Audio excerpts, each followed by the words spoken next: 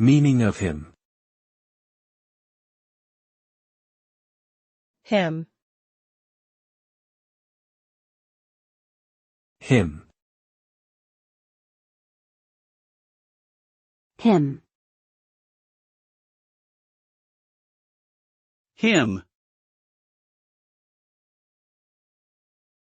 The word hymn refers to a religious song or poem of praise that is often sung during worship.